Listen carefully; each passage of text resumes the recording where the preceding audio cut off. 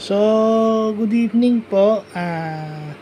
Ngayon ang vlog natin is yung tamang paggamit ng logarithmic tables. Pero sisimulan muna natin sa pagkuha ng square root at cube root. So, nag-decide na tayo na i-full blown. Kasi it simulates yung sa akin it simulates yung pag gumamit ka ng logarithmic tables o trigonometric tables, parang sinisimulate mo yung lookup tables. Diba? Yung lookup tables is paghahanap ng computer ng mga values. Diba? Meron tayong tinatawag na CLOT. Yung hexadecimal values ng color, yun ang tinitignan ng computer. So, in a way, nasisimulate na natin yung process na kung gagamitin natin yung logarithmic tables. Or kahit trigonometric tables, pareho lang. But siguro, logarithmic tables muna tayo. So, math skills yun, nung mga sinauna, yung dati, before the advent of the scientific calculator, yun ang ginagamit nila. So, yun. Subukan lang natin kasi magandang skill yun. Ma-appreciate natin. Kumbaga,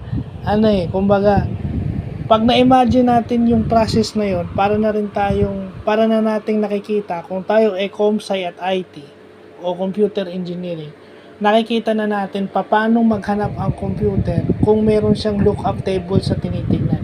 Sample ko na lang yung color lookup tables. So, yun. Kasi yung logarithmic value nung kukunin mo, then i-multiply mo sa exponent, and then yung sagot doon, after mong i-multiply sa exponent, yung sagot nun, titignan mo naman yung anti-logarithm value o anti-log o yung base 10 value niya. So, kailangan pag-aralan natin paano gumamit para makuha natin yung exact answer. So, kasi karamihan ng answer doon is hindi eksakto. Pero pag ni-round off mo,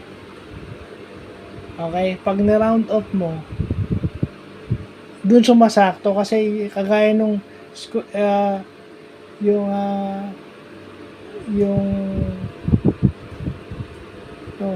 yung trinay ko kanina, yung 3597, yung square root ng 6, which is 36. Pag ni-round off mo yung 35.97, pag ni-round off mo yung to the nearest 10, 36 na yun. Di ba? O pag na-round off mo o round up mo, 36. So, 6 square, 36.